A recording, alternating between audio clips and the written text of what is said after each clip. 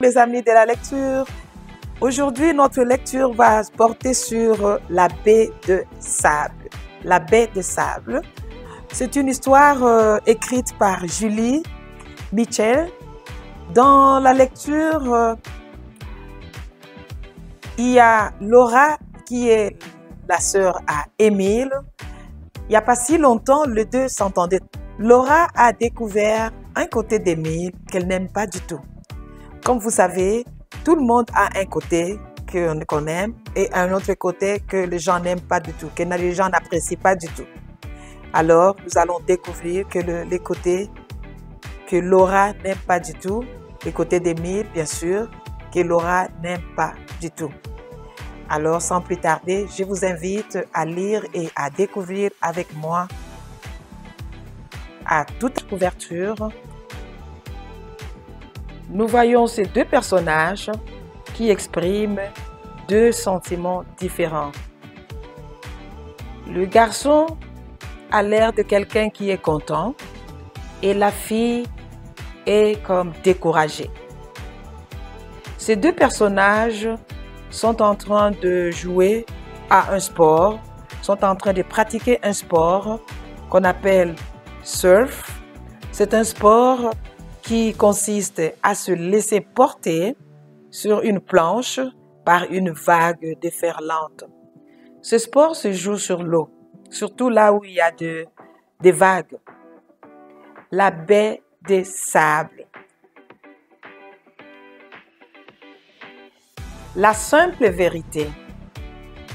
Laura est assise à l'arrière de la voiture. Elle pense à son frère Émile pendant que leur père les conduit à la baie des sables.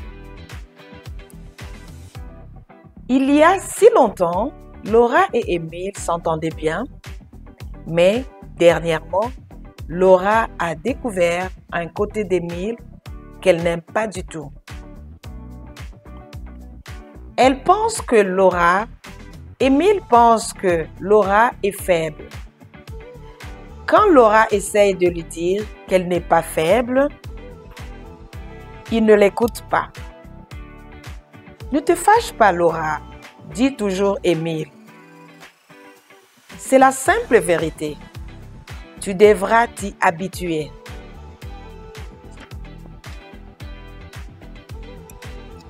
Eh bien, aujourd'hui, Laura va montrer à Émile qu'il a tort. C'est la première fois qu'ils font du surf et Laura veut être la première à prendre une vague. Mais rien ne se passe comme prévu. Aussitôt entré dans l'eau, Émile prend des vagues, alors que Laura n'arrive même pas à se tenir debout sur sa planche.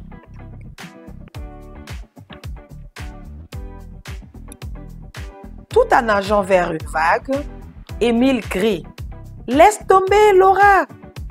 Tu n'es pas assez forte pour pratiquer ce sport. » Laura fronce les sourcils et fait un nouvel essai, mais sans succès. Laura décide de se reposer un moment. Elle se retourne pour regarder son frère prendre la vague suivante. Mais la vague passe et Laura ne voit plus Émile.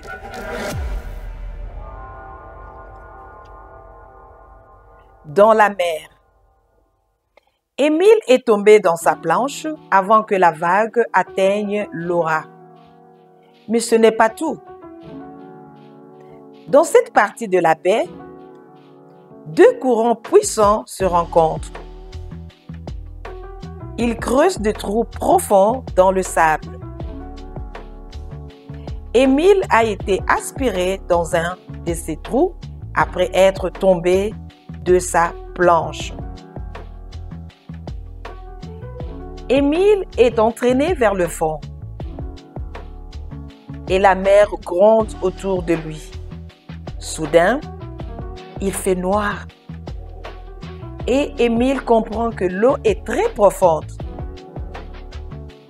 Il se bat et agite ses bras pour résister à la force du courant. Mais comme il fait noir, il ne sait plus trop où est la surface.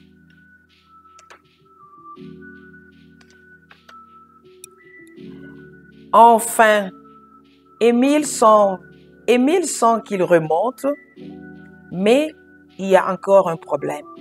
Il doit respirer. Non, se dit-il en essayant de penser à autre chose. Au bout d'un long moment, Émile voit enfin de la lumière. Il ne peut pas retenir son souffle plus longtemps. Il ouvre la bouche et l'eau entre à l'intérieur. Le sauvetage. Laura comprend qu'il y a un problème lorsqu'elle voit la planche d'Émile passer près d'elle. « Papa, au secours !» crie-t-elle. Elle agite les bras, mais son père ne l'entend pas et ne la voit pas.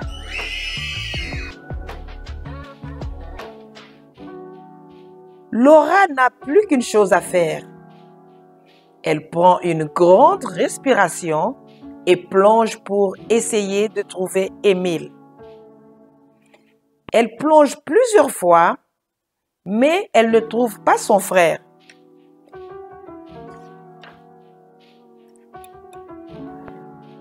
Laura pense à abandonner, mais soudain, elle voit Émile qui flotte, le visage dans l'eau. « Au secours !» crie Laura.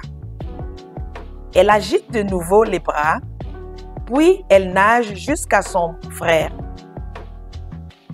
En arrivant près de lui, elle le retourne. Puis, elle commence à nager vers la plage, en les tenant contre elle. Émile est lourd et Laura est très fatiguée.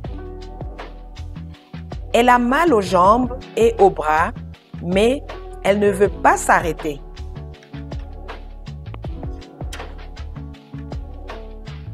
Soudain, Laura sent une crampe dans une jambe. Elle sait qu'elle ne pourra plus porter Émile. « Non !» crie-t-elle. C'est alors que deux bras puissants lui enlèvent Émile. L'hôpital. Leur père a vu les signaux de Laura. Il ramène Émile jusqu'à la plage. Laura se repose un moment, puis elle nage aussi jusqu'à la plage. En sortant de l'eau, Laura entend Émile tousser. « Est-ce qu'il va bien ?» demande-t-elle à son père. « Je crois que oui, » dit son père. « Mais je vais quand même appeler une ambulance. »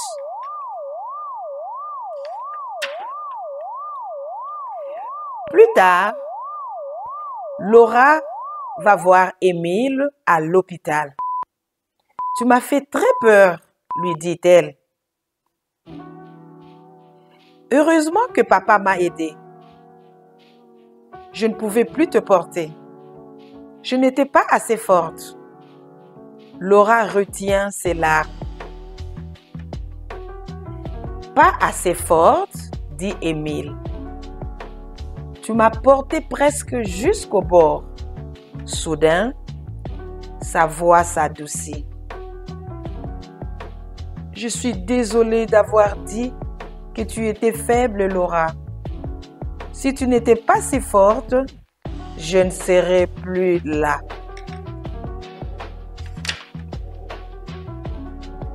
Laura pose la main sur l'épaule de son frère et dit « Je suis heureuse que tu sois là. » Et elle le pense Vraiment.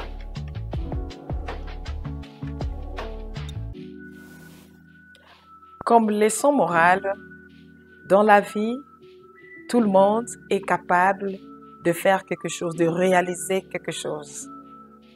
Il suffit de prendre le risque et on est capable. Dis-toi, je suis capable. Tu es capable d'atteindre ton objectif. Il suffit de prendre le risque.